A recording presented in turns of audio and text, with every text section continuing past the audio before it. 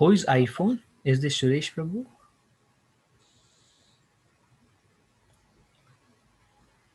Hare Krishna, Prabhuji.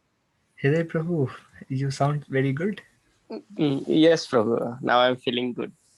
Hare Krishna. I'm very happy to see. And who is this iPhone?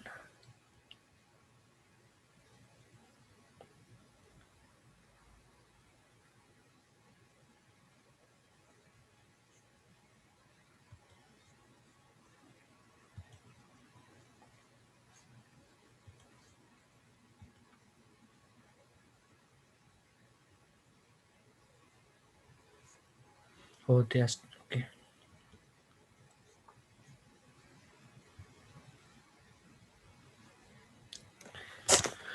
All right.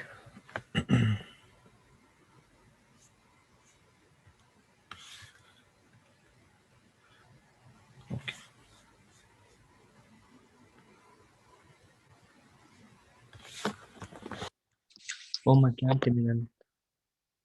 Om Agyantimirandhasya Gyananjana-Shalakaya Chakshurummilitam Yena Tasmai Shri Guruve Namaha. Shri Chaitanya Manobhishtam Sthapitam Yena Bhutale Swayam Rupa Kadamahyam Dadati Swapadantikam Vandeham Shri Guru Shri Yutapadakammalam Shri Gurun Vaishnavamscha Shri Rupam Sagrajatam Sahagana Raghunathanvitam Tam Sajivam Sadvaitam Savadhutam Parijana Sahitam Krishna Chaitanya Devam Shri Radha Krishna Padan Sahagana Lalita Shri Vishakhamritamscha. He Krishna Karuna Sindhu Dinabandhu Jagatpate Gopesha Gopika Kanta Radha Kanta Namastute. Tapta Kanchana Gaurangi Radhe Vrindavaneshwari Vrishabhanu Sute Devi Pranamami Haripriye. Vancha Kalpatarubhescha Kripa Sindhu Evacha Patitanam Pavanebhyo Vaishnavebhyo Namo Namaha.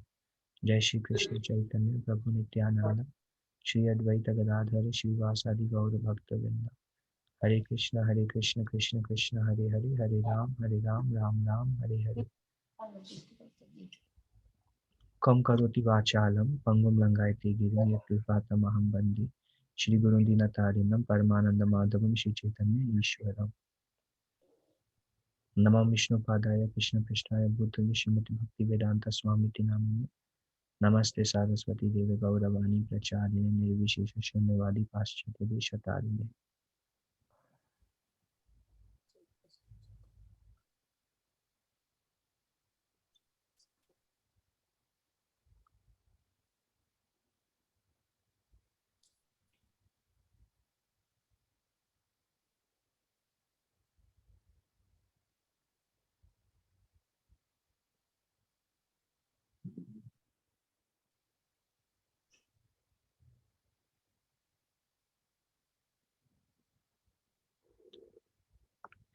Okay. Uh, uh, the senses requires real engagement. This is the last slide we covered last week. For the sake of continuity, I'm repeating one slide. The senses require real engagements, and if they are not engaged in the transcendental loving service of the Lord, they will certainly seek engagement in the service of materialism. So Srila Prabhupada is saying that um, the senses needs to be engaged somewhere. When they are engaged in the service of Krishna, the senses are purified. Like eyes, engagement of eyes in seeing the darshan, beautiful darshan of the Lord. Nose in smelling the flowers offered to the Lord, ears in hearing the glories of the Lord, tongue also to chant the glories of the Lord, body to embrace devotees, to clean the temple. So in this way, when the senses are engaged in the service of the Lord, so that is real engagement. That's our constitutional position. If they are not engaged in that way, then naturally they will be engaged in service of materialism. So that's one way to deal with it, is by giving real engagements. Okay. So that was something from last week. Liquidity is dharma of water. So dharma means constitutional position. If we say water, by default we assume liquid. I mean, there is ice and there is vapors, but that's not a normal state. Normal state of water is liquid. That's dharma, like normal state. Sweetness is inseparable characteristic of sugar. So in a way, we can say that um, dharma of sugar is that it is sweet in this way. Um, if something is not, if we have sugar cubes and it's not sweet, then it cannot be called sugar. Likewise, heat and light are inseparable from fire. So they're like dharma of fire. If fire is there, means there has to be light. Otherwise, it won't be called fire, and there has to be heat. Um, what is intrinsic inseparable characteristic of all living being? So just like everything has a characteristic, whether it is water, sugar, fire. Likewise, what is that intrinsic inseparable characteristic of a living being? Whoever, whether they are demigods, humans, animals, um, that is to render service. It is natural for every living entity to render service. Here we see the Prime Minister is trying to serve. Uh, another example, another example, another example of doctors trying to serve. Another example of a teacher trying to serve. Another example of a man trying to serve animals.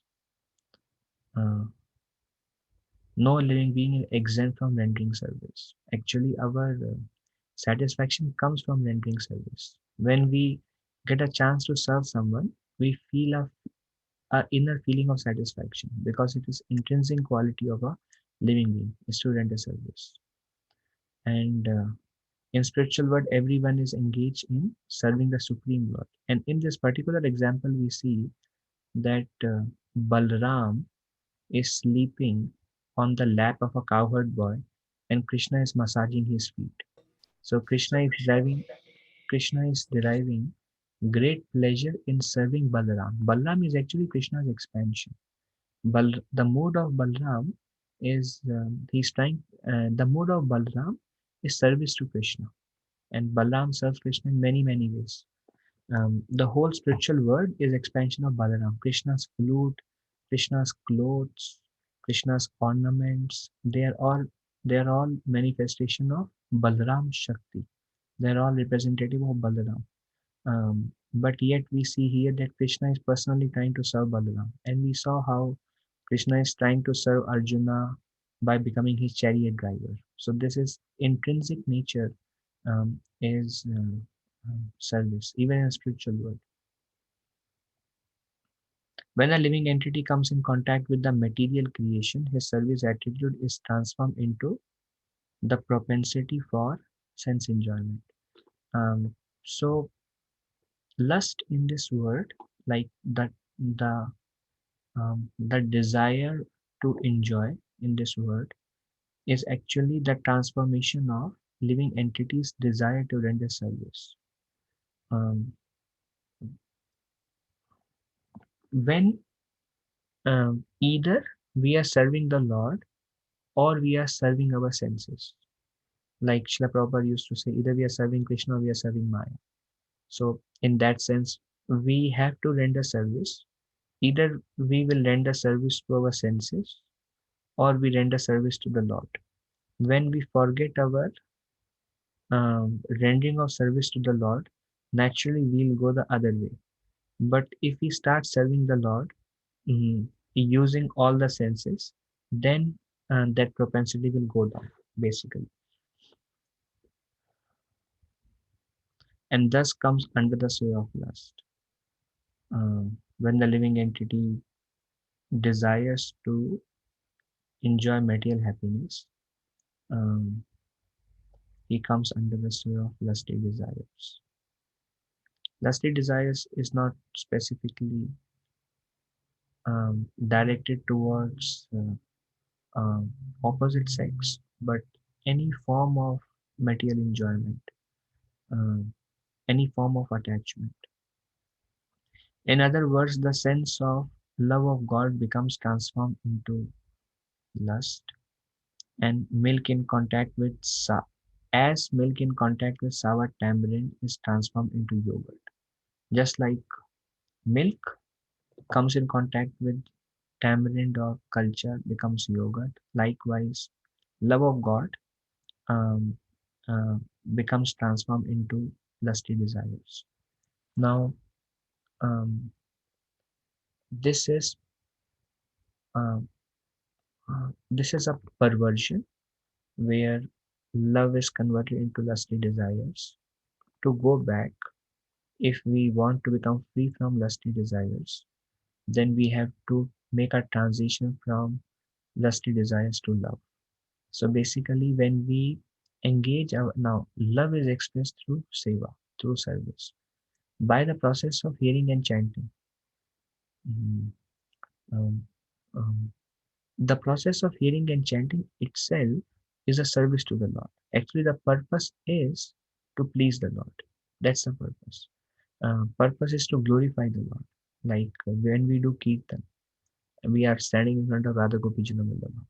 So, what is our mood while doing kirtan?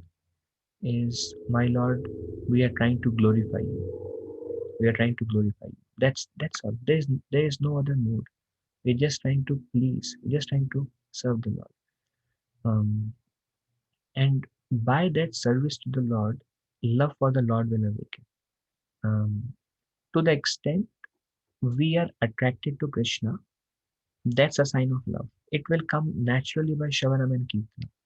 You hear about Krishna and you chant Krishna's name, and your attraction to Krishna will develop. To the extent you are developing attraction to Krishna, all other attraction to this material world will fade off. But it is not possible to not be attracted to Krishna and to not be attracted to this material world. That is not possible. So there is a reverse step that we have to take, is converting desire material desires to enjoy to, to loving service to Krishna. Then we can overcome this anartha.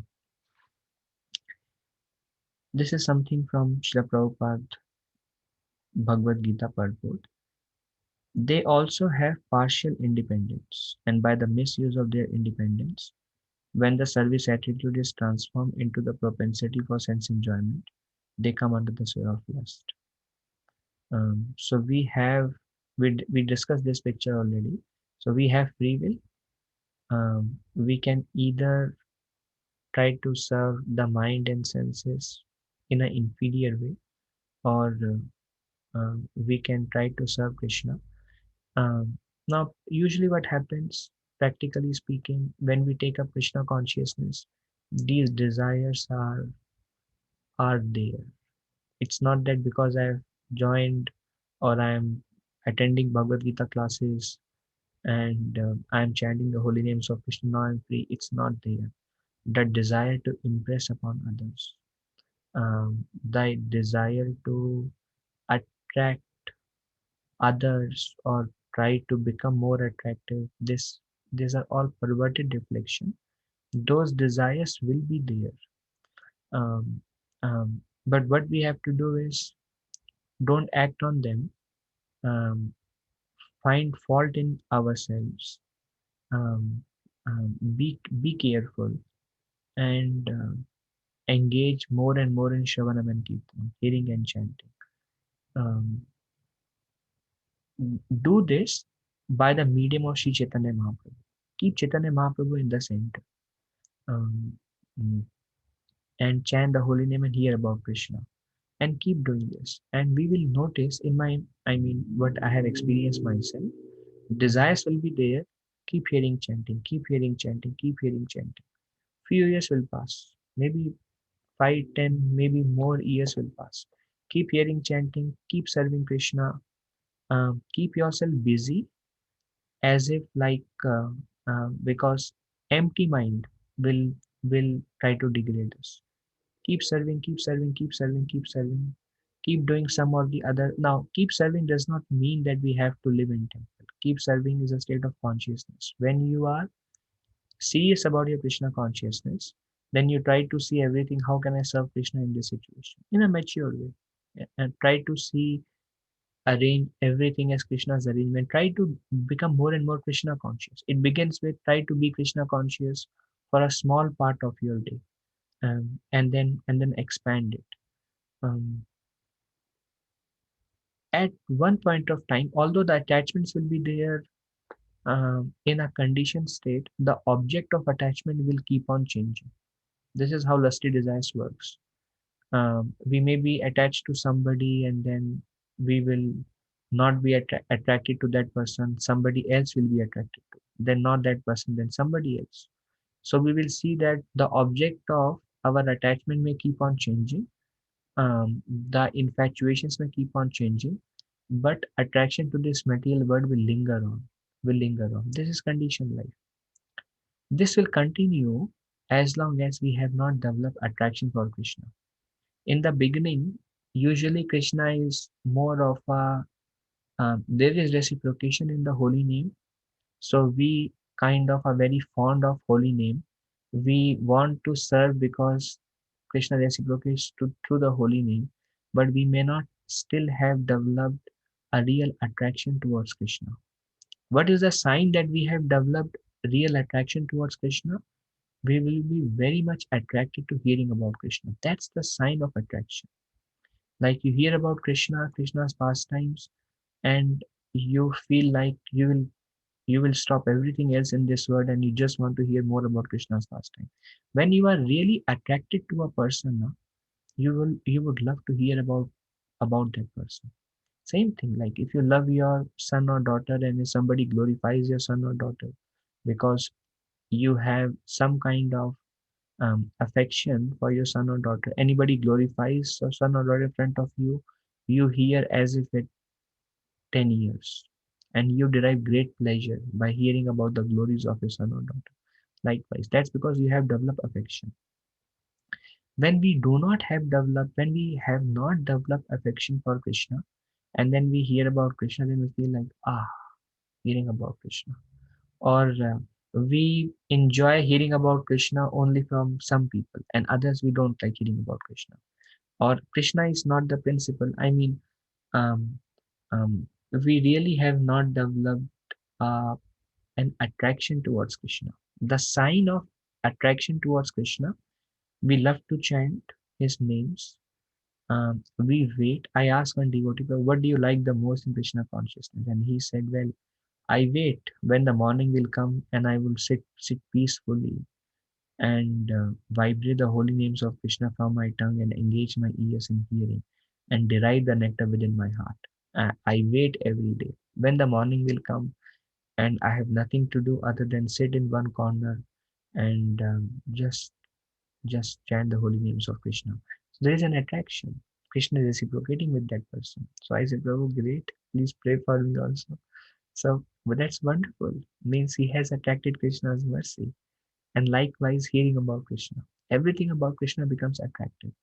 When that stage will come in our life, that's when we will be able to give up our mind and senses running behind different objects of our attachments. Otherwise, this cycle continues. See, we it's not that to become, Srila Prabhupada said, the only way to develop detachment, not not a artificial detachment. Artificial detachment means this is not good for me, so I must not do it. That's very good. That's discrimination power. That's also required to get to that stage. But then focus more on Shravanam and Kirtana. Chant more, hear more. It just depends upon how eager we are to make progress, to get attracted to Krishna. Um,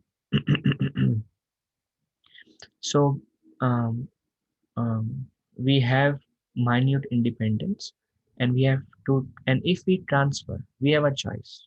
Nobody can force us. If we willingly use the independence and decide, well, I think enough is enough. It's been a long time. I am not really serving Krishna nicely. Let me start now. Let me start taking shelter of Krishna. Let me try. Everybody is speaking in the word. There must be something out there. And in that way, you use your independence. Then see what happens. Then only we'll be able to come out. Um, and the once you come out, your attraction to Krishna will increase, and that initial attraction to Krishna, which is like I love hearing about Krishna, I love chanting Krishna's name. That initial attraction to Krishna will very quickly burn whatever is the remaining vestige. So what happens is there are stages in devotional service. The first stage is you feel attraction to Krishna, but it reduces the propensity for attachment to other living entities in this world and other form of enjoyment in this world. But there is still a, a tinge remaining. There is still some, vestiges, some remnants is there. But that pleasure you derive from serving Krishna, that pleasure will very quickly burn the remaining vestiges of material attachments, and it will keep drawing you more and more closer to Krishna. Effect of neglecting service. Those who have neglected the service of the Lord's lotus feet and are enchanted by lusty desires sometimes perform act of atonement. Nevertheless, being incompletely purified, they return to sinful activities again and again. So those who are not engaged in serving the Lord, they will do some sinful activities, engage in lusty desires, and then they will lament. Why did I do this? I should not have done that. And they feel very bad about it. And then because they are not purified yet, they are incompletely purified, they return to those sinful activities again and again. It's like, uh, um, mm, um, atonement and then repeat, and then atonement and then repeat. So Rupa Goswami, in his book Nectar of Instruction, we will discuss that book in future.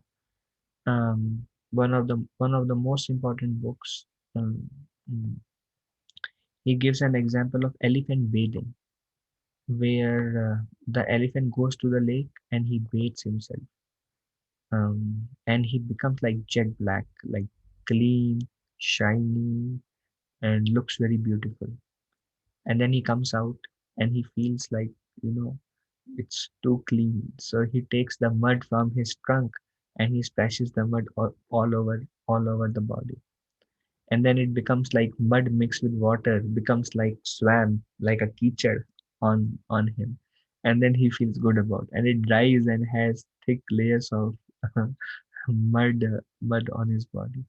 So this is how a conditioned soul works in this world. They They engage in certain activities not conducive to Krishna consciousness, and um, they atone for it, and they feel purified. They lament heavily, and then again they engage in sinful activities, something like that. So this cycle will continue as long as we neglect the service of the lotus feet of the Lord.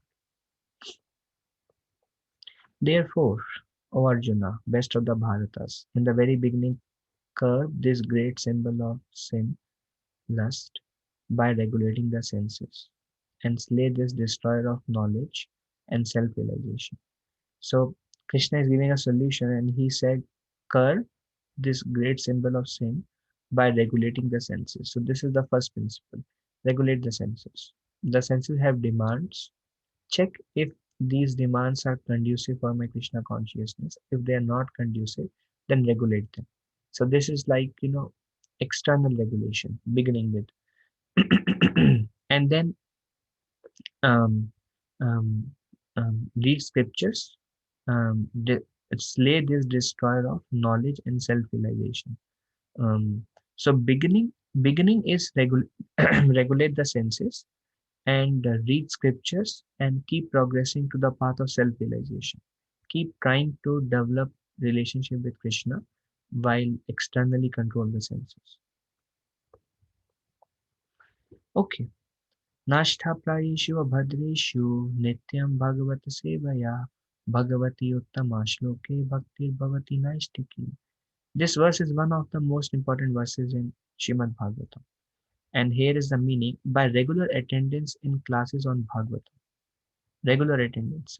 I mean, that's how Srila Prabhupada translated it. Um, for in our case, by regularly reading and hearing from devotee Shrimad Bhagavatam. So that's what it means by regular attendance in class in Shrimad Bhagavatam, and by rendering service to the pure devotee. All that is troublesome to the heart is almost completely destroyed. And loving service unto personality of Godhead, who is praised with transcendental songs, is established as an irrevocable fact. You hear about Krishna, you read Shrimad Bhagavatam. Doesn't matter how much attraction we have towards Krishna. Doesn't matter. You hear about Krishna. Hear about Shrimad Bhagavatam. Whatever attachments are there, they are getting purified. Keep reading Shrimad Bhagavatam.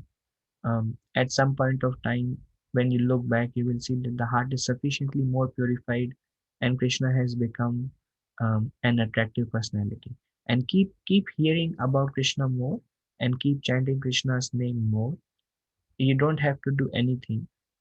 Naturally, everything will be given to you. As soon as irrevocable loving service is established, Um, so what now? Let's go one by one. You hear or you read Shrimad Bhagavatam, and you render service to pure devotees. By continuously reading Shrimad Bhagavatam, the heart, whatever is troublesome to the heart, is almost completely destroyed. It doesn't say it gets completely destroyed. Almost completely destroyed means some remnants will be there. But for the major part, they don't disturb you, and attraction to Krishna remains the most important principle for you. Um, and once they are almost completely destroyed, loving service onto Krishna is established as an irrevocable fact. As your attraction to Krishna will increase, you naturally want to serve Krishna. See, um, as a devotee makes progress, he inquires, "How can I serve? I really want to serve."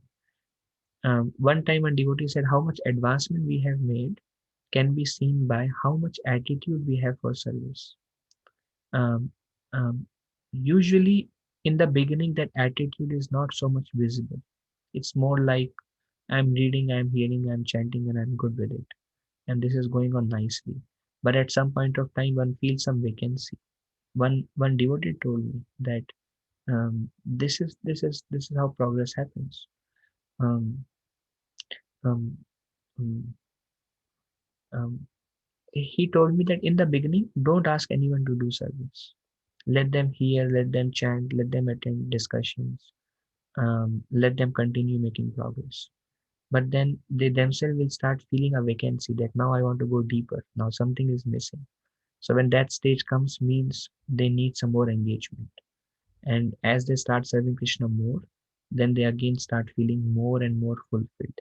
At some point of time, from my personal experience, I'm telling you, service will give you much deeper Krishna, much deeper Krishna. I mean, a devotee is very eager and he is looking for how and what service can I do. And when he serves Krishna, then he feels satisfied in his heart. You feel some emptiness, you come and wash pots. Or that's what I personally try to do in my life. Is I want Krishna in my life. So Krishna is not going to be with me permanently unless I am pushing myself on a daily basis.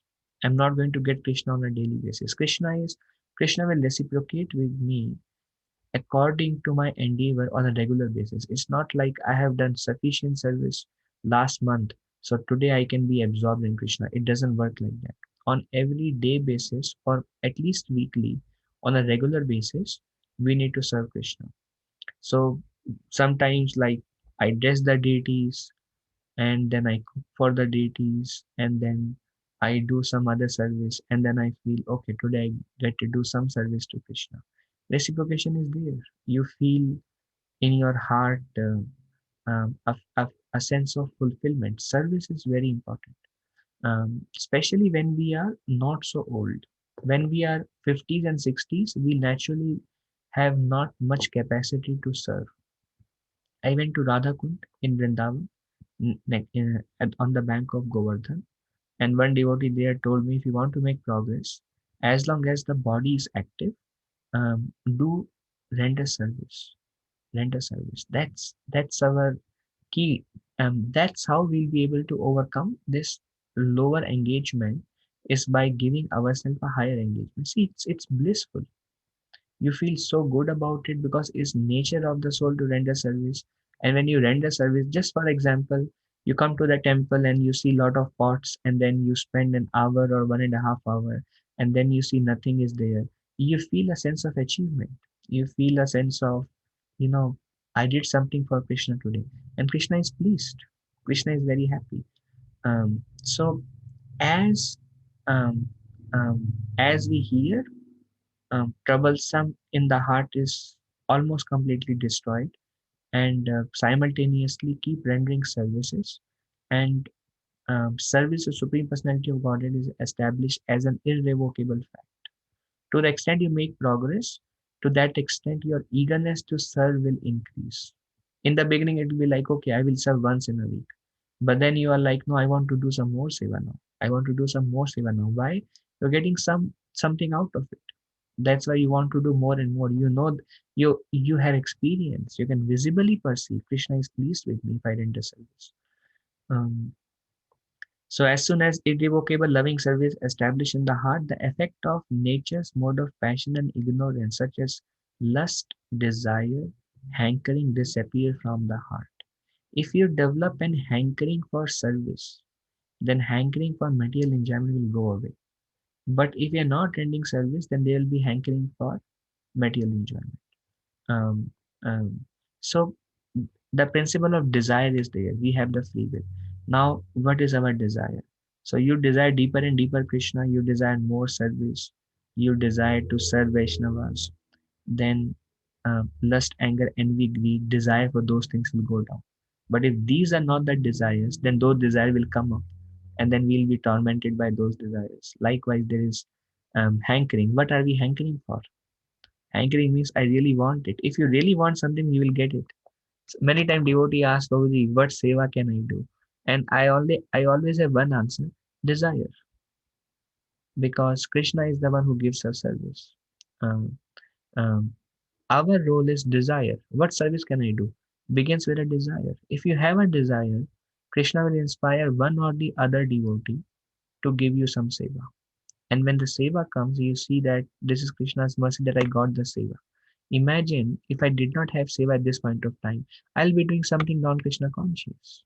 Now I have some seva. So this really centered us. So um, very important principle.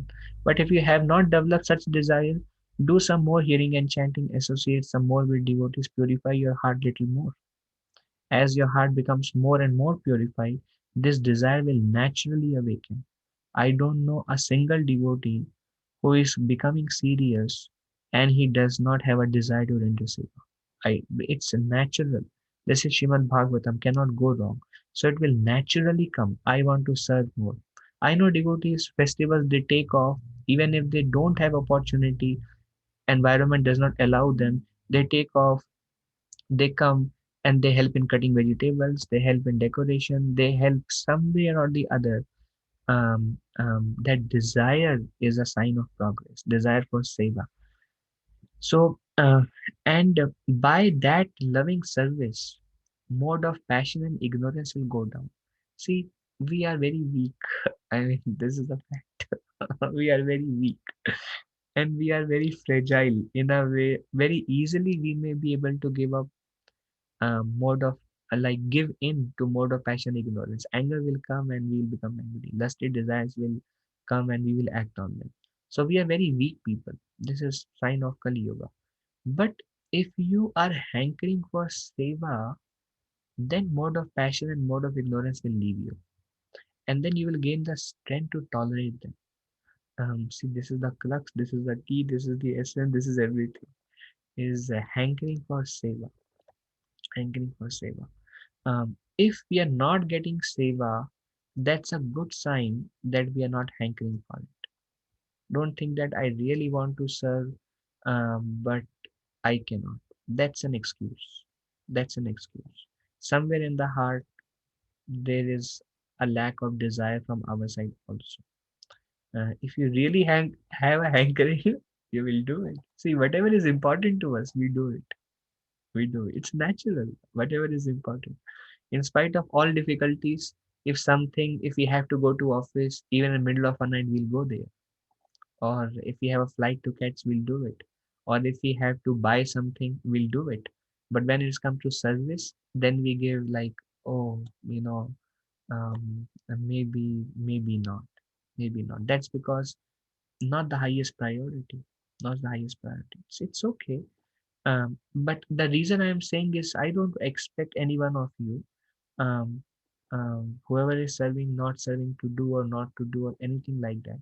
I'm just here sharing the principle that desire, um, and as that desire and hankering will come for the lotus service to lotus feet of Krishna, then the mode of passion and ignorance will reduce, lust and anger will reduce. Then the devotee is established in goodness and he becomes completely happy. Um, and then slowly, we are pulled um, into Krishna's family. We are pulled in slowly. Um, mm, okay, okay. Another is offering prayers. This is also very nice. This is a particular verse from Prabodhananda Saraswati. Kala Kalirbalina Indriya Vairi Varga Shri Bhakti Marga Ihakantaka Koti Ruda Aha Koyam Vikala Ke Maham Karomi Chaitanya Chanda Yadinadya Kripam Karosi. Kala Kalir Balina Indriya Vairi Varga. So which means in this age of Kali, the Indriya, the senses are Balina, Bal, they are very powerful. So these senses are very powerful in the age of Kali. And Shri Bhakti Marga Iha Kantaka Koti Ruda. Ruda means Kantak. Kantak means thorns. And Koti means millions of thorns. And this path of bhakti has millions of thorns. So what are these thorns? The senses are very powerful. They have so many attachments. And there are so many difficulties in the path of bhakti. Um, what are the difficulties? 10 offenses. 10 offenses to the holy name and attachments of the senses. So there are so many um, thorns in the path of bhakti. Ha ha, koyame vikala kim aham karomi. So this is like kim aham karomi means what shall I do now? Now I'm trying to make progress in a path of bhakti, um, and my senses are very strong, um, and there are so many thorns on the path of devotion to make progress. So many obstacles from outside, from within, from relatives and families, from work, from relationship. There are so many obstacles to make progress. Chaitanya Chanda Yadi Nadya Kripam Karosi. My dear Lord Chaitanya, if you will not show me your mercy now, then where shall I go? This helps. Offering prayers, especially when we are in the weak moments. This really helps. Yes, my Lord, I am very weak and agitated. My senses are very active, and this path of devotion is filled with so many thorns, so many obstructions, and I'm feeling helpless. If and I don't have the strength to overcome these emotions myself. If you will not show your mercy now, where shall I go? What shall I do now?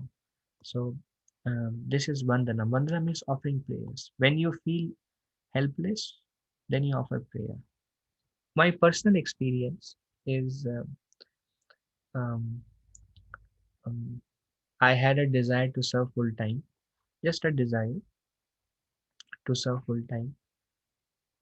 I was working that time, and I had many attachments, and it was difficult for me to let go of attachments, to to surrender to Krishna. And then every time my mind will present me with the obstructions to serve Krishna, I will bow down to my spiritual master and ask for strength. Please give me strength so I may not act on the desires. Please give me strength. Please give me strength. So this is another aspect of bandhana, and you get strength. Uh, Prayers go up, blessings come down. So you pray, you beg for strength, and you receive the strength. So this is Vandanam offering prayers. Just like an intelligent fish who is greedy to enjoy his tongue is caught by the hook. So um, um, these fishermen, they they give you, they put a fish, a small dead fish in the water, and it has a hook in it, and it's like a prey for the tongue.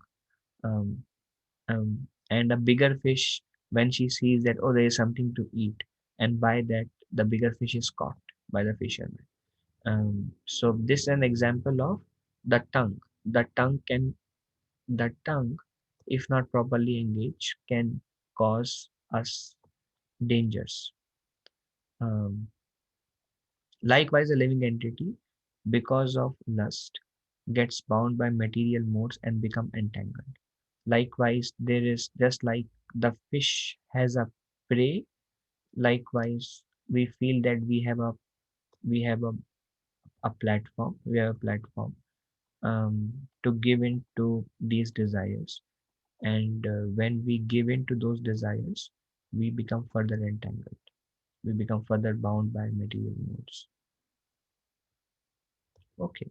Like a moth maddened by fire rushes blindly into the flame and loses its life. This example comes in Srimad Bhagavatam.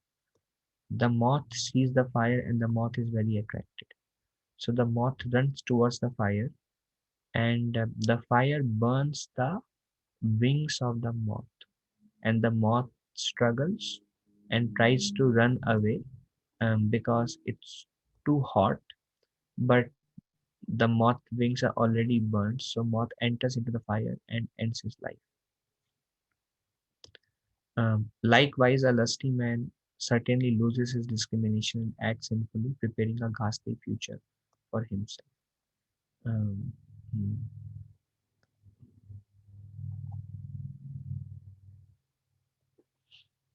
Krishna instructs Arjuna. The senses are so strong and impetuous, O Arjuna, that they forcibly carry away the mind even of a man of discrimination who is endeavoring to control them. Even if we are very much determined, that we don't want any obstruction in the path of devotion, Krishna says in Bhagavad Gita that senses are very strong and impetuous. They are very strong, and they will kind of force to carry the mind. Even if a man is very discriminative of what is right, what is wrong, he has knowledge and he is very sincere. Still, the senses are impetuous and very strong. So they will forcibly try to carry a man. Um, um, so one must be very careful. Srila Prabhupada explains, mind is the center of all the activities of the senses. And thus, when we hear about sense objects, the mind generally becomes a reservoir of all ideas of sense gratification. As a result, the mind and the senses become repositories of lust. So the mind has many, many previous impressions, and we are trying to engage the mind and expose the mind Krishna consciousness. But mind has so many impressions, and something may trigger the mind. Like we see a movie, and something in the movie may trigger the mind, and we may go into kind of the loop of the mind, or we read something, um, and what we are reading may trigger our thoughts and take us into the back loop of all that we have done in the past. So mind is the center of all the activities of senses, and thus when we hear about sense objects, the mind generally becomes a reservoir of all idea sense gratification. Then mind says, well, you can enjoy this, you enjoyed like that in the past. Maybe you can try this, maybe you can try that. So mind already has so many impressions. Um, so one must be very careful um, living in this material world. One must be very careful not to expose the mind and senses unnecessarily to the object of sense gratification. If we are not careful, the mind will certainly cheat us. Just like um, if we go and watch some movie, something will trigger, and something wrong will happen.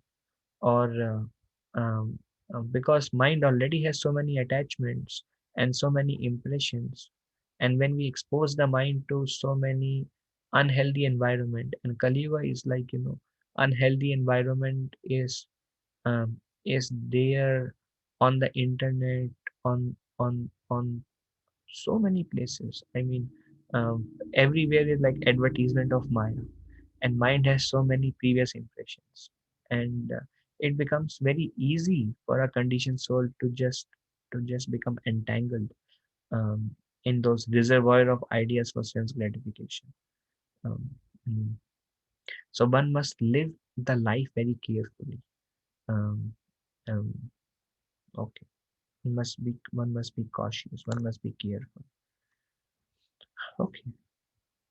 Next, the intelligence department becomes the capital of such lusty propensities. So first the mind is affected, and then you try to defeat the mind, and the mind just start bringing up so many past conditioning, and then the intelligence, then the mind gives in, and then the intelligence becomes the next prey to those lusty desires, and intelligence says, well, yes, I think it's important, something like that. Intelligence is the immediate next door neighbor of the spirit soul. Lusty intelligence influences the spirit soul to acquire the false ego. So first, lusty intelligence influences the spirit soul to acquire the false ego. So false ego means then we forget that I'm a spirit soul, I'm part and parcel of Krishna. The body is temporary, and real pleasure is in service to Krishna. Um, and Body is temporary. We forget everything. So we acquire the false ego. Acquiring false ego means I am this body, I am the enjoyer. Let me enjoy by the medium of this body. So this is the acquiring of the false ego. So um, acquire the false ego and identify itself with matter. So one thinks that I am this body. Naturally, if we are enjoying in a material way, then we are convinced that I am this body. At least temporarily, we are acting on a platform that I am this body and I am meant to enjoy. And thus with the mind and senses. Um, so this is first mind gets affected, then mind brings so many thoughts. Prabhupada uses a thinking, feeling, willing, and doing, something like that. So first it starts with a thought. Now, if you are discriminative in your intelligence, then you will be able to cut your mind at the thought level. A thought comes and you cut it off. If you don't cut it off, then from thinking you go to feeling. Feeling means, oh, how nice it is, or how nice it was. So you feel it. So then the bondage is even more stronger. If you have let the mind go to the level of feeling, thinking, feeling, willing. Willing means now I really must do something about it. At this point of time, the false ego becomes very strong. The intellect is contaminated. Like Prabhupada used the word lusty intelligence. So there is material intelligence, spiritual intelligence. By reading Srimad Bhagavatam, Bhagavad Gita, um, um, the intellect becomes purified. It's a process. See, to don't be scared. But the fact is, we are sufficiently entangled in this material world, and to become free from all those entanglements, it's not an easy thing. Especially when life after life we have been giving in to such impressions and such activities, and all of a sudden after millions of lives we decide that's it, once for all, I'm done with it. It's not going to happen so easily. So that's why Srila Prabhupada said Krishna consciousness is a gradual progress. So we have to do two things. This is like the process that Prabhupada is explaining, how one gets further pulled into material energy. Material forces are very strong. Um, um, these forces are very strong. So they are trying to constantly pull us down, and we are trying to constantly push us closer towards Krishna. So it's a kind of a battle in the beginning, but never underestimate the potency of the holy name of Krishna and hearing about Krishna. This thing will and service to Krishna. Please, these do. We say A B C D E for those devotees who are very sincere. Associate with devotees. A for associate with devotees. B for read books. Read Bhagavad Gita systematically, progress. Every day read. Once you finish it, read Srimad Bhagavatam. B. C. Chant the holy name sincerely. Sincerely chant. D. Whatever you diet, whatever you cook, offer to Krishna and eat. And E. You do some seva. Engage in seva. E for engage in seva. So you do A, B, C, D, E, and Prabhupada said it's a complete package. This material forces are too strong. Trust me, I am living in a temple um, um, for few years and practicing. There are many phases that will come in our life, and many tests will come in our life. Um, and mm, it's not going to be easy unless we go back to basics and see if A, B, C, D, E are happening. Am I reading? Prabhupada said if you are, may not be possible for devotees here. Nonetheless, Prabhupada said, if the devotees are not reading my books 2 hours every day, anytime they will become victimized by Maya. Reading Srila Prabhupada books will give you strength. Bhagavad Gita, Bhagavatam. If you cannot do, read 15 minutes, because everything has to be taken according to our appetite. We can eat only whatever appetite allows us. We cannot eat more than that. Do something little, but read, associate with devotees, chant the holy names, whatever you cook, offer to Krishna, and do some seva. And this is like a complete protection package. And Prabhupada said, Maya will not disturb you, Maya will not attack you. Still, Maya is supremely powerful. Uh, um, but then this is our best bet.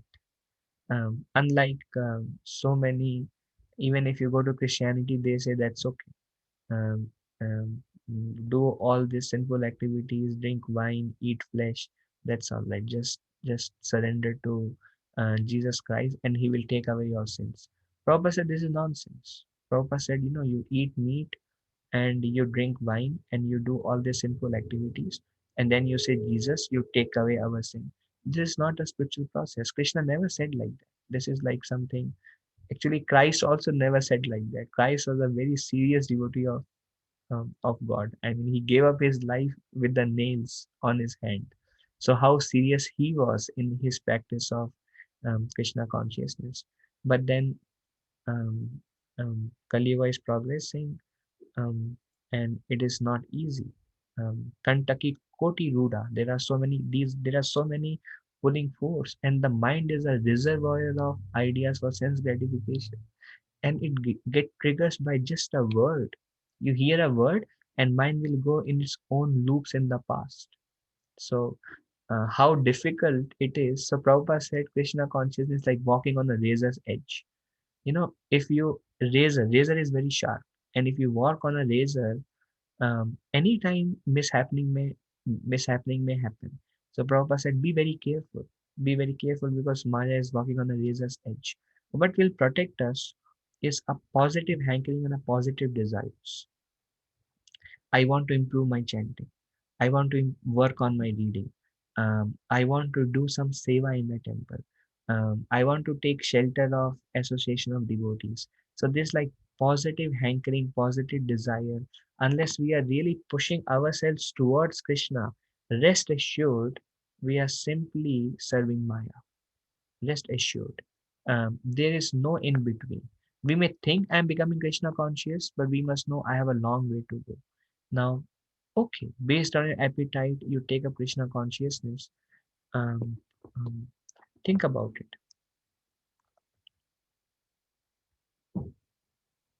The spirit soul becomes addicted to enjoying the material senses and mistakes this as true happiness. Conditioning. Here we see people are trying to enjoy in many, many ways. Casino is there, friendship, relationships, I don't know, drinking, eating flesh, or people are trying to do so many things.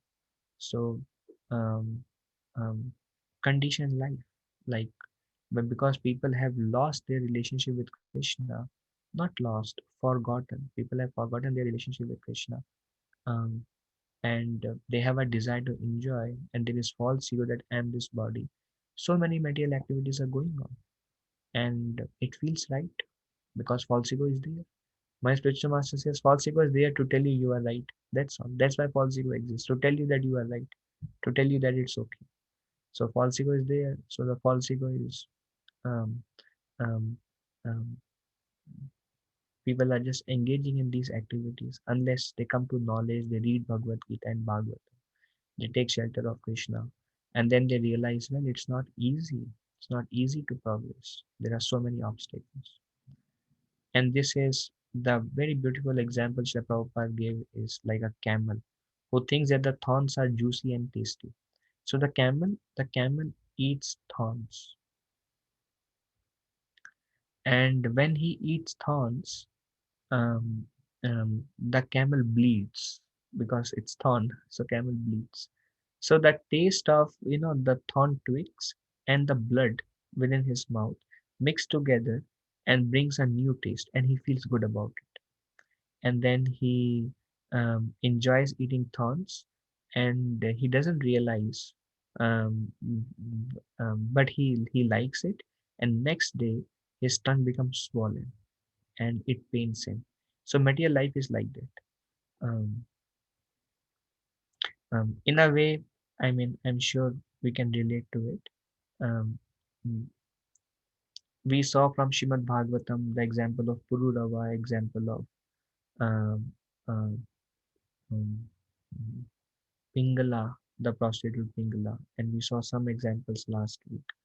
Um, that wherever we try to enjoy our pleasure, um, suffering comes from the same place.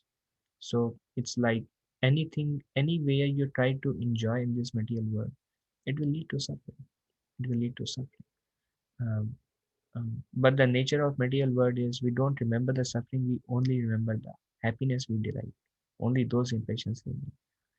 So trying to achieve happiness by satisfying senses unlimitedly is like trying to stop fire by putting fuel in it. Now, these discussions are little kind of very direct. At least this discussion is very direct. But sometimes being direct is helpful. Trying to achieve happiness by satisfying senses unlimitedly is like trying to stop fire by putting fuel in it. And if we think that, okay, let me enjoy, what's a big deal?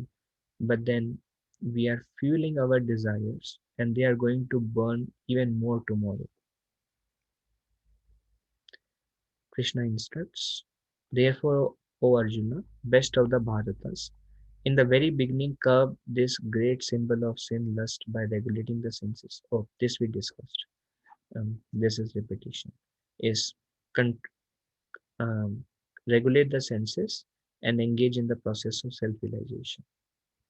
The Lord advised Arjuna to regulate the senses from the very beginning, so that he could curb the greatest sinful enemy lust, which destroys the urge for self-realization and specific knowledge of the self. These enemies, like we saw Krishna says, lust, anger, and greed. Lust, anger, and greed are the three gateways to hell. Krishna says in 17th chapter Bhagavad Gita.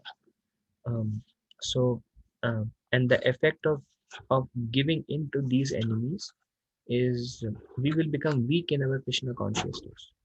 People who are engaging in material sense gratification, you will see they will not have the fire to progress in Krishna consciousness. That strong desire they will lack. Either you can progress in spiritual life seriously, or we can engage in sense gratification seriously. They both go ill together. They both don't work together. Otherwise, there are at least 70 to 80 verses Krishna speaks on renunciation of the object of sense gratification, one of the quality of a sadhu. In second chapter, Krishna speaks so much. In third chapter, Krishna speaks so much on sense control. Why Krishna needs to speak? Because that is like putting fuel into the fire of bhakti.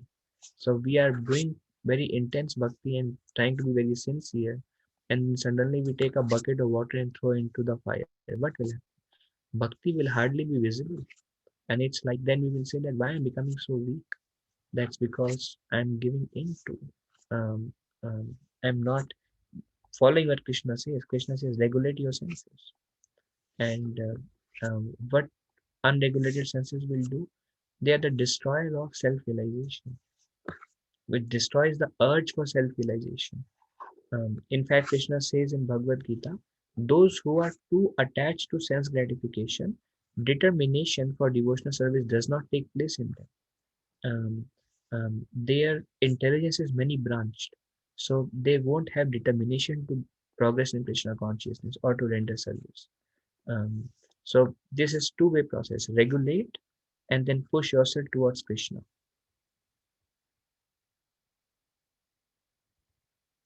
The living entities are part and parcel of the Lord, and therefore they are simply meant to serve the Lord. This consciousness is called Krishna consciousness, is realizing that I have nitya siddha Krishna prema sadhu ko banoy.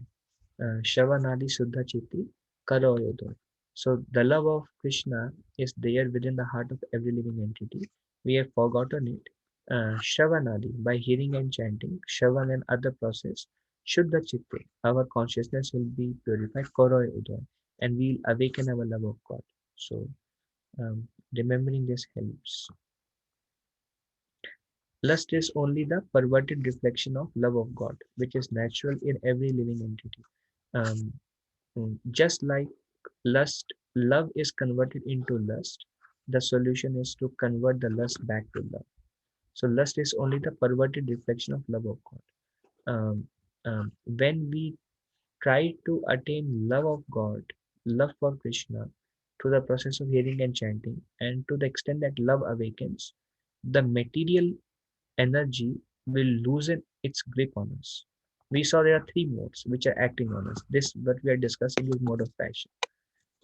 So we are governed by these three modes. That's why there is so much pulling forces. So it's like Prakriti, who is trying to drag us down.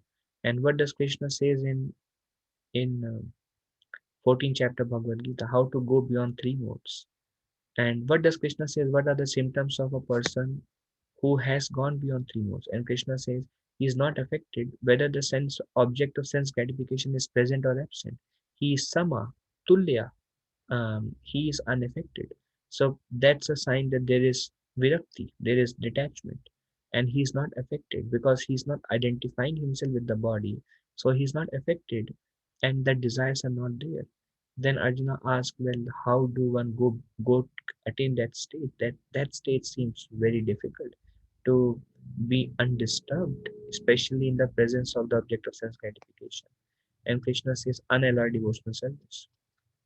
As we render unalloyed devotional service, um, we will we will go beyond the three modes. We will become transcendental. That's the goal. So these two things should happen simultaneously: is practice of Krishna consciousness and not acting on the demand of the mind and senses. These are previous impressions. If you act on them, it will further fuel our fire. It will make us weak in bhakti, and um, um, um, it will kind of cover our intellect, cover our knowledge, and we will not be able. Knowledge will become like vague. We'll not be able to see things as they are, and we'll not be able to reason out properly. We'll become covered, and we'll think, "What's wrong in this?" That's all right. And so many false ego will give so many reasons why it's okay. It's all manifestation of false ego. So the option is the way out is lust is a perverted reflection of love of Godhead. Is to awaken love, convert lust into love. But if one is educated in Krishna consciousness from the very beginning, that natural love for God cannot deteriorate into lust. So Prabhupada says from very beginning of your childhood, of course, previous life impressions is there, but at least if this life impression is not there, it's much easier. But if we have impressions from previous life and we have so many impressions from this life, and then we are trying to work out, it's relatively more difficult. So Prabhupada says one should be educated in Krishna consciousness from the very beginning. The children will get such nice samskar. So all the parents have fear about children going to college, what kind of activities they will engage in. So if you educate them in Krishna consciousness, of course, this is um, to direct presentation, but give them a culture of understanding Bhagavad Gita, understanding and reading Srimad Bhagavatam. All knowledge will self-manifest in them. So then that natural love of God cannot deteriorate into lust. If you can avoid that, it's much easier to make progress if they don't deteriorate. When love of God deteriorates into lust, it is very difficult to return to the normal condition. And we all have our own experiences. Once it is deteriorated, to go back, it's like we are crossing a mountain. It's very difficult to return to normal condition. Yet Krishna consciousness is nonetheless Krishna consciousness so powerful that even a late beginner can become a lover of God by following the regulatory principles of devotional service. Rest assured, if we are chanting 16 rounds and if we are associating with devotees, reading the scriptures, rendering some little seva, whatever we can render, and offering our food to Krishna is just a matter of time. It's not to depress anyone, it's just a matter of time. You will become transcendental. It will take some time. Till that time, try your best to tolerate. Try your best to tolerate and push yourself little more in Krishna consciousness. Success will be yours. Basically, be sincere. One of the definition of sincerity is get up early in the morning, do your sadhana. Spare some amount of time in the morning for your sadhana. Have faith in Krishna. No need to wander at 100 places. Have faith in Krishna.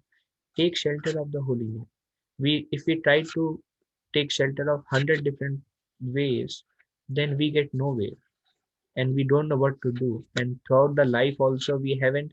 It is said that if you have many master, it means you have no master.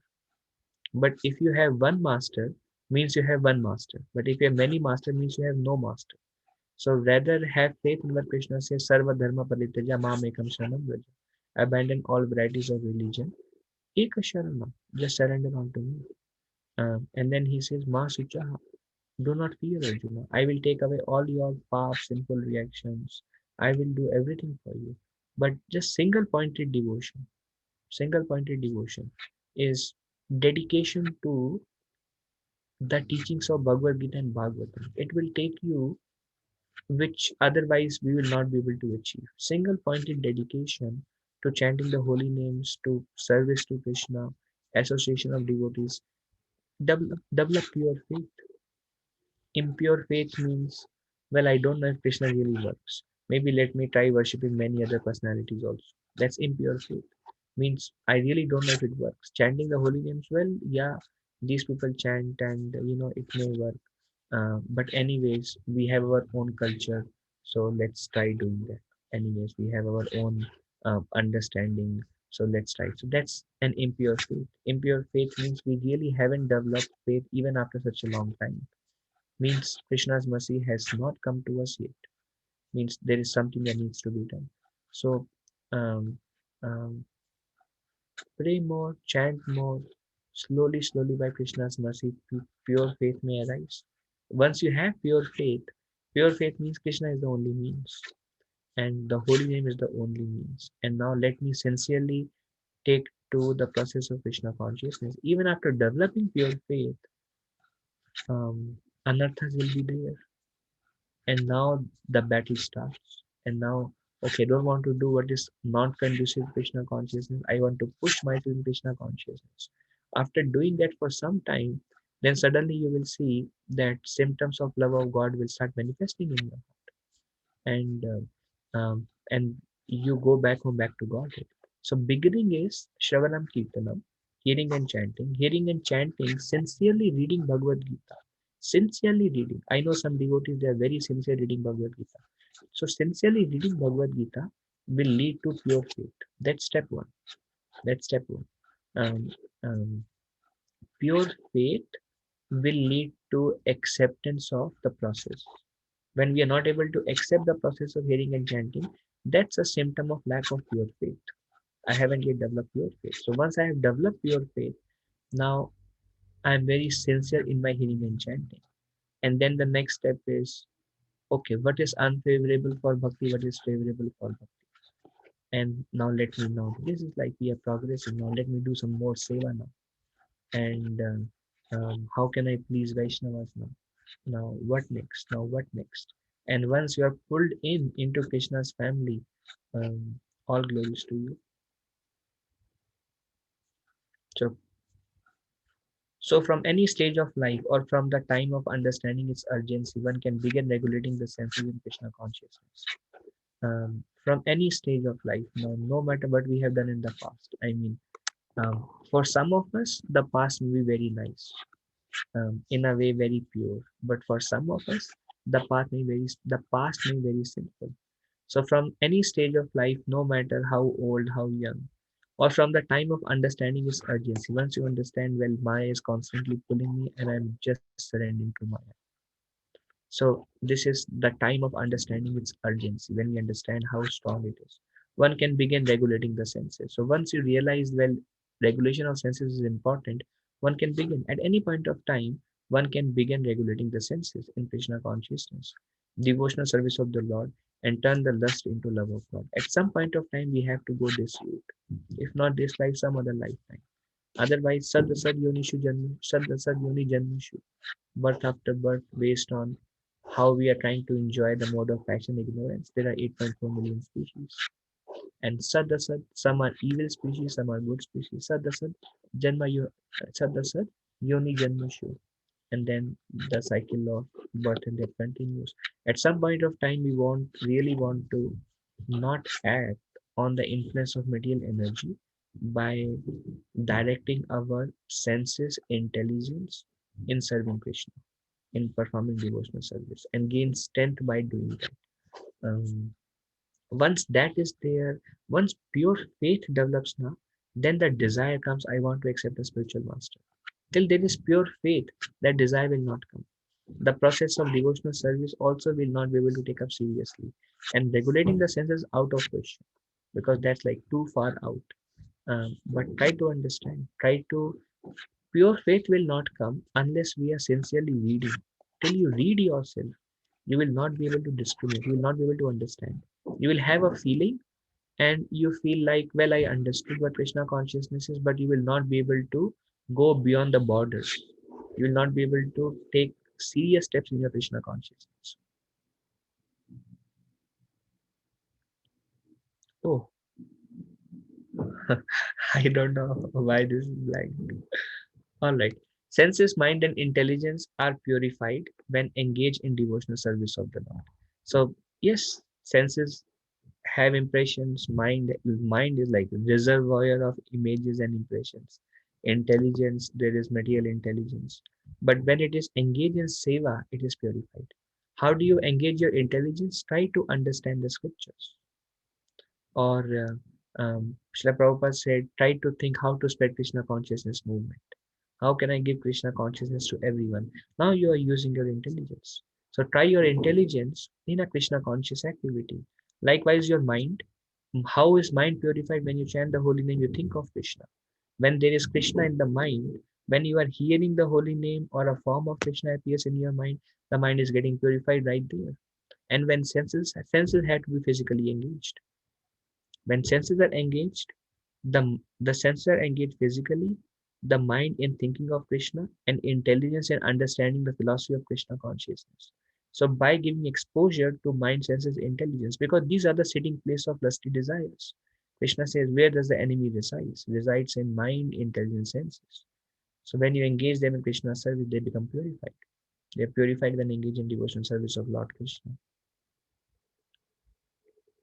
Therefore, the human form of life is a chance for the living entity to escape the entanglement of material existence.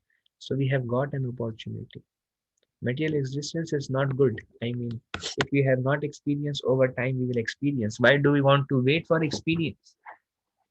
Krishna says, an intelligent person, a knowledgeable person, have the pessimistic view of life. He understand what is life all about. There is disease, there is death, and there is old age.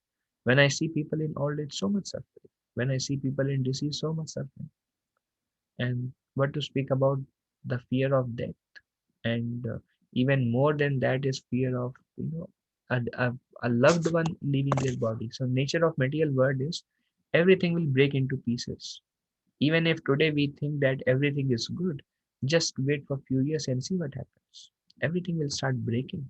Things will go beyond our hand. We'll become completely helpless. We have no other option but to cry. This is nature of this material world. This is the naked truth of this material world. So human form is a chance, is a chance. Let us use our intelligence. Let us think about it. Let us see what Krishna says in Bhagavad Gita. Let us give a logical thinking to what Krishna says in Bhagavad Gita. Human form of life is a chance for living entity to escape the entanglement of material existence. In the human form of life, one can conquer the enemy lust by cultivation of Krishna consciousness under able guidance.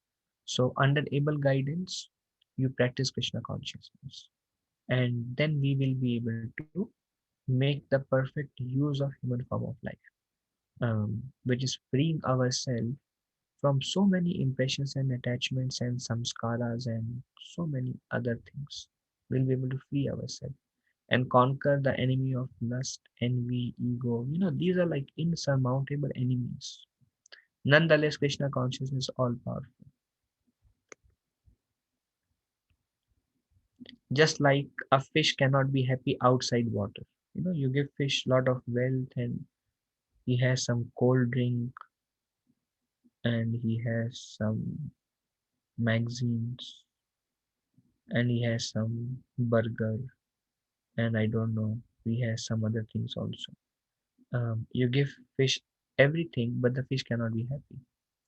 Likewise, we try to serve our senses and mind and intelligence with every possible happiness in the world, and you will not be satisfied.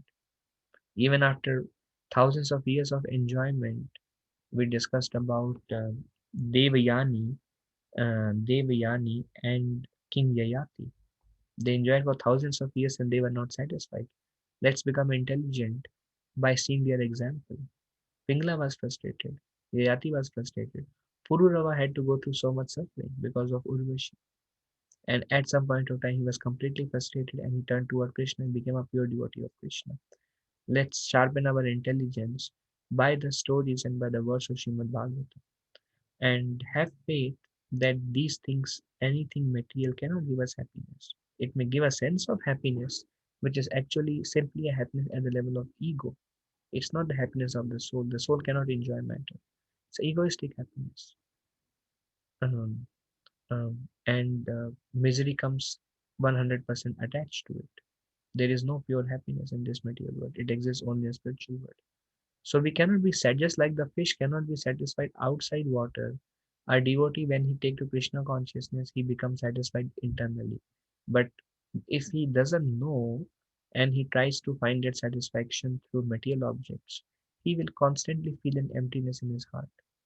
And the proof that he is empty within his heart is constantly struggling to find some other form of happiness. And he's envious of those who are able to enjoy more, and he's going through all these emotions. He's actually suffering, trying to find some little enjoyment. He cannot be satisfied without Krishna. Devotional service, kirtan, prasadam, association, holy books, this will give him the real satisfaction of the soul. We cannot be truly happy by serving our senses. We have all the facility for satisfying our senses, and we'll not be truly happy unless we have Krishna with us. So transforming lust into love.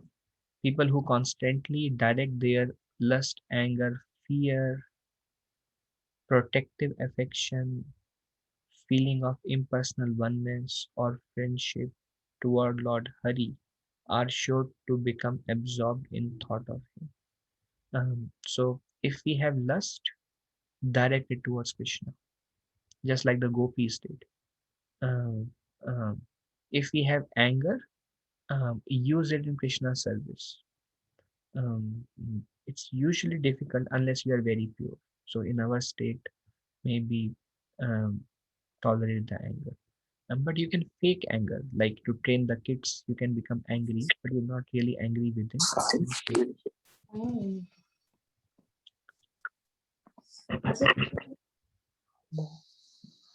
Oh, oh, kan. Okay. Persons who constantly direct their lust, those propensities are there. Direct them towards Krishna. Anger is there. Maybe fake when it is required. Otherwise, tolerate. We'll discuss more on anger. Fear. If we have fear, direct towards Krishna. Take shelter of Krishna. Take shelter of Krishna. Protective affection. Directed towards Krishna. Friendship. Krishna says, Suridam sarva bhutanam gyatvamam shanti rajyati. One who considers me as a friend, gyatvamam shanti rajyati, he attains peace towards Lord Hari, are sure to become absorbed in thought of him. Anyone who faithfully hears or describes the Lord's playful affairs with the young gopis of Vrindavan will attain Lord's pure devotional service. Thus, he will quickly become sober and conquer lust in the disease of the heart. This is another solution given. Is One time devotee asked Prabhupada, how do we conquer lust? And Prabhupada said, think about Krishna and the gopis, because these we discussed one of the slide. Krishna's activities are free from material emotions. They're completely transcendental. And we discussed a little bit more about those activities. So by hearing about Krishna's interaction with them, lust will go down. This is a practical tip, is meditate on Krishna with the gopis. Any feeling comes, because when the feeling comes, it's difficult. And it's like, knowledge doesn't work there. Now we need, oh, what do I do in this situation? Direct it towards Krishna. Krishna is all pure. Some way or the other, direct whatever feelings we have towards Krishna, and those emotions will go away. So that's a practical tip from Prabhupada, to tolerate it at the time of need. Oh, that's a big one. Uh, okay, let's try to read carefully. The extraordinary power of Lord Krishna's conjugal pastimes is clearly revealed here. So these are, in fact, if you read 10th canto, which is recommended only after you systematically approach Srimad Bhagavatam from Bhagavad Gita, not recommended directly 10th canto. There it says, anybody who hears about Krishna with the gopis become free from lusty desires. Because Krishna is all pure. We have to somehow direct all our emotions towards Krishna, whether it is lust or anger or pride. When we come to those topics, we will probably see how to direct them to the other emotions towards Krishna also. But here is something how to direct the lusty desires towards Krishna. The extraordinary power of Lord Krishna's conjugal pastimes is clearly revealed here. Qualitatively, the Lord's spiritual loving pastimes are diametric opposite to material lusty affairs. Krishna's loving pastimes are exactly opposite to material lusty affairs. So much so that simply by hearing about the Lord's pastimes, a devotee conquers sex desire. So Prabhupada is telling simply by hearing about Lord's pastimes, a devotee conquers sex desire. By reading pornographic literature or hearing about material romance, we certainly do not conquer sex desire, but rather increase our lust. What is today's magazines and newspapers and so many books? They are filled with Prabhupada says sex life and anger. And by hearing about them, by reading them, we certainly do not conquer sex desire, but rather increase our lust.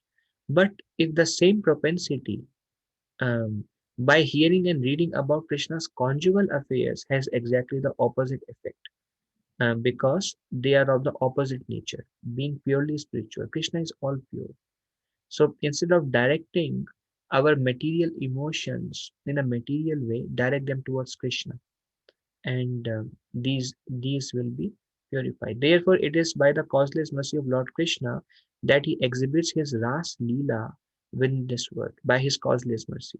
If we become attached to this narration, we will experience the bliss of spiritual love and thus reject the perverted reflection of that love which is called lust. This is very confidential. Yet at the same time, Srila Prabhupada spoke this, and that's why we are speaking it and repeating also.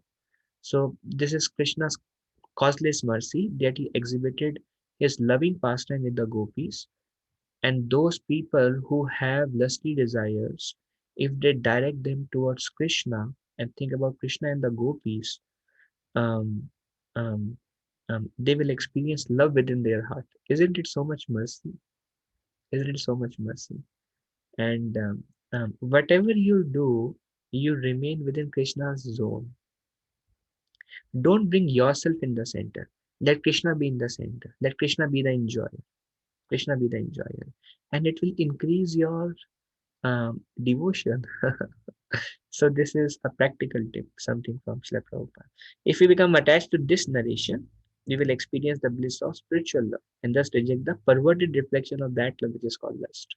As nicely put by Lord Krishna in Bhagavad Gita, Param Drishtva Nivartate. And so Krishna says in Bhagavad Gita, one having directly experienced the supreme, one will not return to material pleasures. So whatever it is, direct towards Krishna. And there is example like Kamsa was very afraid of Krishna, because Krishna will come at the age of 10 and he will kill me. Kamsa was very afraid. But just because he was thinking of Krishna, although out of fear, Kamsa became purified. Shishupal was very envious of Krishna. Anybody, if anybody glorifies Krishna, Shishupal would start blaspheming Krishna. Shishupal was always criticizing Krishna. But because he was always criticizing Krishna, Krishna is all pure. He became purified because Krishna is all pure. Krishna does not see our faults. Krishna just sees, well, he takes shelter of me. Putana came to kill Krishna, but she wants to feed her breast milk to Krishna. Krishna just so she wants to feed me her breast milk. She is like my mother. Let me give her the position of mother. Krishna did not see Putana came to kill me. Krishna thought she just came to offer her breast milk to me. That's all he saw, and he sent her back to Golok Vrindavan. So Krishna is Adokshadarshi. Even pure devotees are Adokshadarshi, who becomes pure devotee of Krishna. So Krishna is Adokshadarshi. He does not see fault in others. Somehow or other, if you direct any emotion, like Shishupal, if you become envious of Krishna, like um, um, Kamsa, if you're fearful of Krishna, or like Gopis, if you're attached to Krishna in a lusty way. Although Gopis had pure love, we will discuss some other point of time. But in a conditioned state, this example is given by Narad Muni Srimad Bhagavatam. Whatever emotions it is, if it is directed towards Krishna, you'll be purified because Krishna is all pure. Krishna is all pure. Where can you get an easier solution than this? So easy. When we are tormented, think about Krishna and Krishna's pastimes and continue and somehow tolerate. Let's not go towards the side of Maya. Let's be on Krishna's side, um, and keep hearing and chanting, and any emotions direct towards Krishna. And if possible, do little service. Right now, situation is not very good. Wait for some time. I know Michigan is like in the peak of. Somebody told me in the peak of Corona in US. I understand. Um, take your time. I mean, somehow we began our Krishna consciousness, and in a short while, this COVID came, and more than a year, we are on Zoom only. So I understand time-based circumstances are not very conducive, that we cannot attend festivals, we cannot serve in the festivals, we cannot serve on regular days, and but there are so many other factors.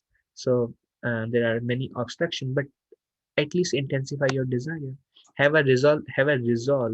At least you can hear and chant on a regular basis. And when temple opens, have a resolve that I want to serve Krishna. I want to serve Krishna. Whatever emotions come, direct towards Krishna. Um, Expansion of lust, fruitive activities. So lust is not just like um, um, the feeling right at that point of time, but it expands into fruitive activities.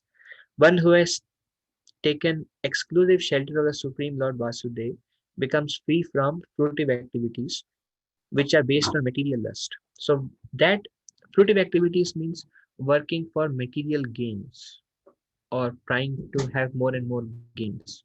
Fruitive activities means working for our attachment. This is all manifestation or expansion of material lust.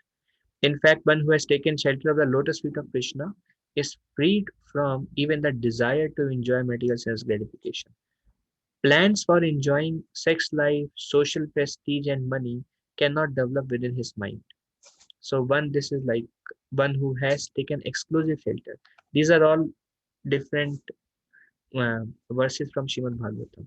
One who has taken exclusive shelter for Lord Vasudev, he will not have desire for fruitive activities, plan for enjoying sex life, desire for social prestige, and money, and these things cannot develop in his mind. These are all manifestation. This is we have discussed about gross and subtle lust, and that verse is a reference to it. So gross lust we know, and subtle lust is wealth, fame, prestige, opulence, um, attachments. These are all subtle form of lust. The sound incarnation of Lord Krishna, um, Srimad Bhagavatam, enters into the heart of a self-realized devotee, sits on the lotus flower of his loving relationship, and thus cleanses the dust of material association, such as lust, anger, and hankering. Thus, it acts like a autumn rain drops upon pools of muddy water. So it's like when we chant the holy name of Krishna, then the holy name of Krishna enters into the heart, and um, um, um, s- um, and it invoke loving relationship with Krishna. It increases our affection towards Krishna. It very beautifully describes enter into the heart of a self-realized devotee. So when the name enter into the heart, sits on the lotus flower of his loving relationship. So like lotus flower blooms, our loving relationship with Krishna blooms through the medium of that holy name. And that holy name, when we are listening, um, um, Mm. and evoking loving relationship with the Lord, cleanses the dust of material associations such as lust, anger, hankering. These things will go away. Basically, um, in simple words, if you hear about Krishna, the name of Krishna will enter our heart, and the name of Krishna, if we are absorbed, it will start purifying us from lust, anger, and hankering. Oh, okay. So that's all. We have come to the end of this particular topic.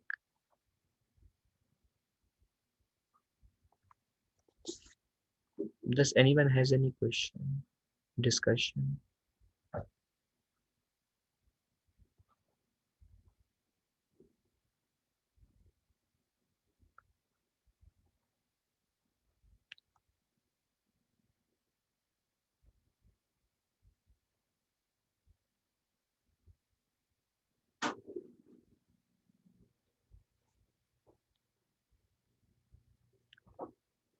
Okay. Uh, so most likely next week we will um, begin our discussion either on envy or anger, or do you have a preference? Do you have a preference of what we should cover next? We'll cover all the topics. Greed. Do you have any preference?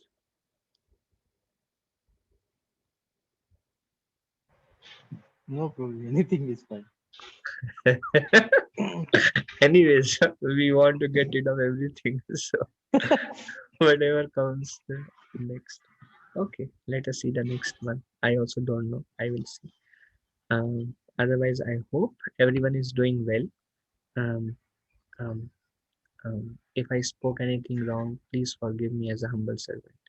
Trying to repeat Srimad Bhagavatam, and sometime I become uh, very eager when I see certain verses, and I have my own realizations on that. So thank you very much. My obeisances to all of you.